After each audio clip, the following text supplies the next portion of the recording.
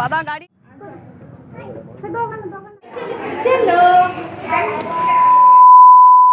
তো অনেক অপেক্ষার পর সেই দিনটা চলে আসলো। আজকে হচ্ছে মিঠাইয়ের স্কুলের ফার্স্ট ডে। তো মিঠাই কিন্তু আজকে পুরো 5:30টার সময় উঠে পড়েছে, মানে স্কুলে যাওয়ার জন্য রেডি হওয়ার জন্য তাড়াতাড়ি করে উঠে পড়েছে। আজকে কিন্তু ডাকতে হয়নি। অন্যদিন যে মেয়ে 8:30 9টা বেজে দেয় ডেকে ডেকে তুলতে হয়, সেই মেয়ে আজকে 5:30টায় উঠে বলছে আমার নিজে উঠে আমাকে বলছে চলো রেডি করে দাও, স্কুলে যাওয়ার টাইম হয়ে যাচ্ছে। তো আমি বলছি 8:30টায় স্কুল, তো ঠিক আমি রেডি করে দেবো, তুই একটু শুয়ে পড়। তো শুয়েছিল কিন্তু আর মানে ঘুমায়নি। তো যাই হোক অনেক সকালেই উঠেছে, ওকে তাড়াতাড়ি করে রেডিও করে দিয়েছি। মোটামুটি তাড়াতাড়ি বলতে ধীরে সুস্থে রেডি করেছি, আজকে অনেকটা সকালবেলায় উঠেছিল। তো দেখো স্কুলে চলে এসেছি, আর এখানে দেখো ওদের ওয়েলকামের জন্য অনেক কিছু বেলুন টেলুন দিয়ে পুরো সাজিয়েছিল।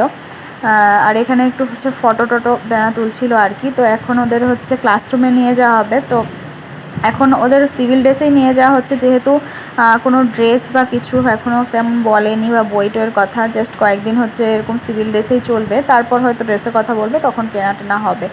তো এদিকে দেখো ওর 3-4টে ফ্রেন্ডও আছে, তো ওদেরও ফটো টটো তুলে নিয়ে যেহেতু ফার্স্ট ডে, তো সেই জন্য গার্জেনদের পুরো ভেতরে অ্যালাউ করেছিল আর কি। তো আমরাও গেছিলাম, গিয়ে মানে ক্লাসরুম পর্যন্ত আর যেতে দেয়নি, যেহেতু অনেক বাচ্চা কাচ্চা কান্নাকুটি করছিল। তো আমার একটু ভয় ছিল যে মামাম হচ্ছে কাঁদবে কি না, কিন্তু না, ও সবার থেকে আলাদা, একটুও কাঁদেনি।